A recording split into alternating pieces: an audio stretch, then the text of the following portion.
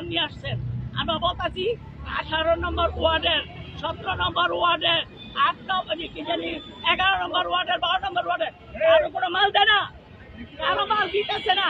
কেন দেয় না?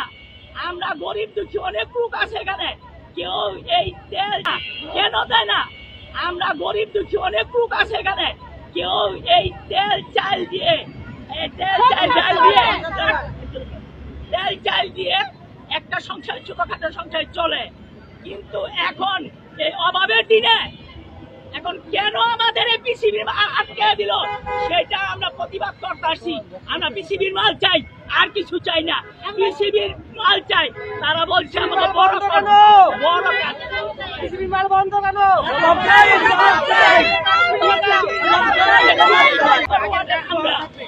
18 নম্বর ওয়ার্ডের একটা মাল আমরা 2 মাস ধরে পাই না। কেন পাই না? এটা জবাবদিহি করতে হবে। আগের কাঠ বহাল রাখতে হবে, আগের কাঠ বহাল রাখতে হবে। বড় কাঠ দিয়ে এখন বলতেছে আমরা দিব না, ছোট কাঠে মাল দিব। তো বড় কাঠ দিয়ে মাল না দেবো, ছোট কাঠ দেখ, ওইটা দিয়ে আমরা মাল নেবো। কেন আমাকে এইভাবে তাল বাহানা করে মাল গিরা সরাই ফালাইতেছে? কেন দেয় না? কিভাবে দেয় না? এটা আমরা প্রতিবাদ করতে আসছি, এটা জানতে আসছি। এটা গরিব দুঃখীর গান কি জানি পিসিবির মাল, এটা থেকে ঘর থেকে দিত না, এটা সরকারের থেকে দিব। কেন তারা এই আপনারা কি এর আগে সমস্যা সমাধানের জন্য কোন জায়গায় গিয়েছিলেন? হ্যাঁ, এই আগে সমস্যা সমাধানের লেগে আমরা ডিসি অফিসে গেছিলাম।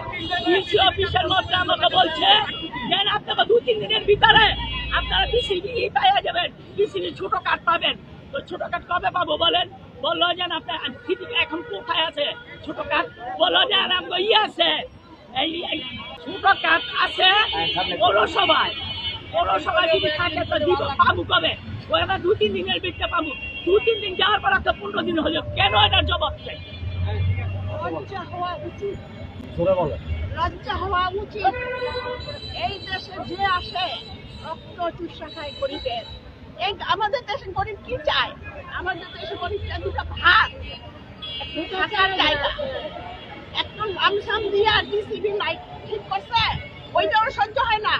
লাইন ধরে সকালবেলা দাঁড়ায় এই গরিবেরা, কিছু চাউলের জন্য, কিছু ডালের জন্য, কিন্তু তারা এটাও বন্ধ করে দিচ্ছে। তারা তো এটা টাকা ছাড়া দেয় না।